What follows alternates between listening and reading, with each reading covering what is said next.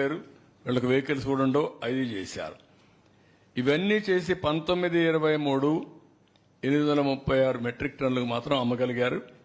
అంత మునుపు 6000 మెట్రిక్ టన్నులు అమ్మాం. అంటే మొత్తం వచ్చినదంతా కూడా వీళ్లే స్మగ్లింగ్ చేసుకొని వేరే దేశాలకు, ముఖ్యంగా చైనాకు తీసుకుపోయే పరిస్థితికి వచ్చారు. నెక్స్ట్, దీని విలువ కూడా మీరు చూస్తే 440 కోట్లు మాత్రం వీడు వచ్చినా చేశారు. 14-19 అయితే 1623 కోట్లు ఇచ్చాం. అప్పుడు రెవెన్యూ వచ్చింది. దాంట్లో 27% మాత్రం చేయగలిగారు. 1623 కోట్ల రూపాయల ఆదాయం 14-19 వస్తే 19-24 440 కోట్లు వచ్చింది, 40 కోట్లు వచ్చింది. దీని పర్సంటేజ్ చూస్తే 27%. అంటే ఇక్కడ మనం గుర్తుపెట్టుకోవాల్సింది, స్మగ్లింగ్ చేయడాన్ని ప్రోత్సహించారు. స్మగ్లర్స్కి ఒక డెన్గా తయారైంది. అక్కడి నుంచి ఇల్లీగల్ యాక్టివిటీస్ చేసే పరిస్థితికి వచ్చారు. ఈ డబ్బులు తీసుకొని ఈ ఆదాయంతో రాజకీయంగా వీళ్ళ ఇష్ట ప్రకారం పెత్తనం చేసే పరిస్థితికి వచ్చారు. కడాన స్మగ్లర్ అరెస్ట్ అయిన వ్యక్తి చిత్తూరు ఎమ్మెల్యేగా పోటీ చేసే పరిస్థితికి వచ్చాడు. అందరినీ బెదిరించే పరిస్థితికి వచ్చాడు. ప్రజలు విజ్ఞతతో ప్రవర్తించారు, చిత్తుగా ఓడించారు.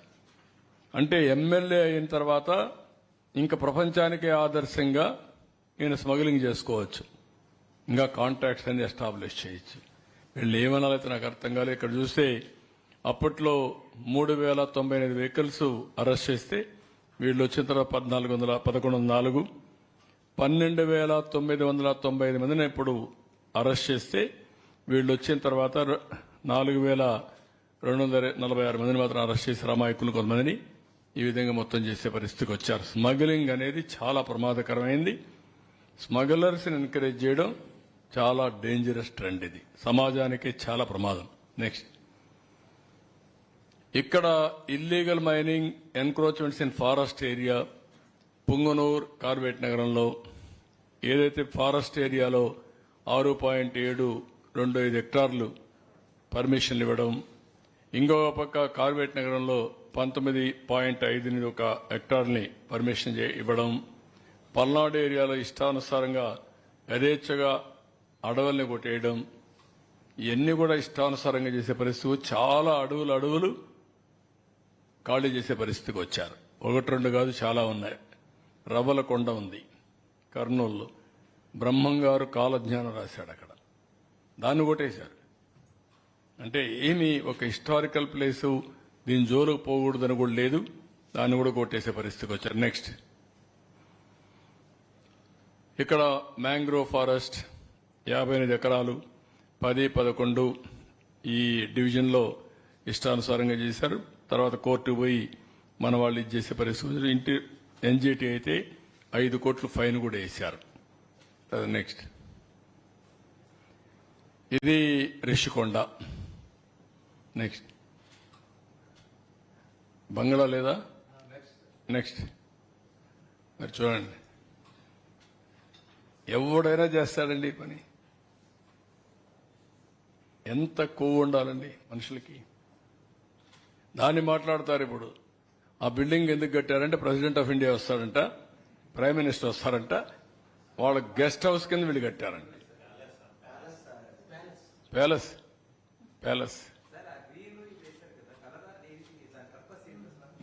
కవర్ చేశారు, కనపడకుండా షీట్ వేశారు. ఎరోజన్ కంట్రోల్ చేయడానికి షీట్ వేశారు.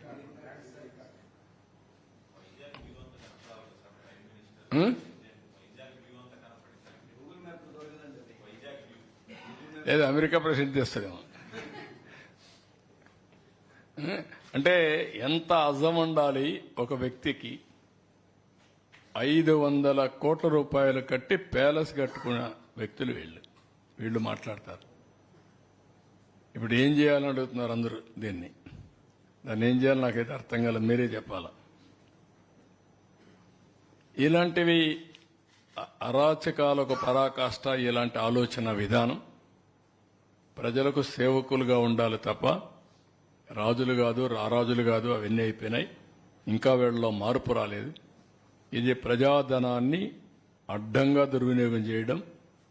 ఫారెస్ట్ అనేది ఋషికొండ అనేది ఋషులు అక్కడ తపస్సు చేసిన ప్రాంతం. అది ఒకప్పుడు ఎవరైనా సరే విశాఖపట్నానికి వస్తే ఈ కొండ చూసిన తర్వాత మేము విశాఖపట్నం వచ్చామని ఈ ఓడలు ఇవన్నీ వచ్చినప్పుడు, పడవలు వచ్చినప్పుడు చూసుకునేవారు. అలాంటి ఋషి కొండకు కూడా ఇది చేసే పరిస్థితి వచ్చారు. అక్కడ ఎర్ర దెబ్బలు అవన్నీ అయిపోయినాయి. అవేం కనపడవు ఇప్పుడు. లేవు కదా, అన్ని పోయినాయి కదా, అయిపోయినాయి, మింగేశారు అవన్నీ.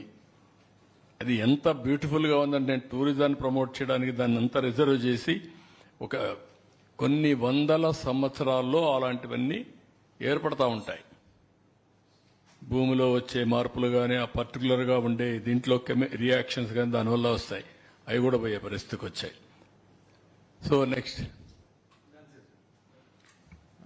ఇది ఈరోజు నేను ప్రజలందరికీ విజ్ఞప్తి చేస్తున్నాను. మీ భూములు ఎవరైనా కొట్టేసినా, మీ అసైన్మెంట్ భూములు బలవంతంగా లాగేసుకొని ఫ్రీ హోల్డ్ చేసుకున్నా, లేకపోతే మీకు తెలిసి ఎక్కడైనా అరాచకాలు అన్యాయాలు చేసి ప్రభుత్వ భూములు కానీ ప్రైవేటు భూములకు కానీ హాని తలపెట్టిన వ్యక్తులుంటే అవన్నీ మాకు చెప్పండి. మళ్లీ తిరిగి మీకు ఇప్పించే బాధ్యత మాది. చట్ట వ్యతిరేకంగా ఆకుపై చేసుకున్న వాళ్ళని పనిష్ చేసే బాధ్యత కూడా తీసుకుంటాం. 2, ఖనిజ సంపద. భూగర్భ ఖనిజ సంపద సమాజ హితం కోసం ఉపయోగించుకోవాలి. అది కూడా వాల్యూ అడిషన్కి వెళ్ళాలి తప్ప ఇష్టానుసారంగా దోచే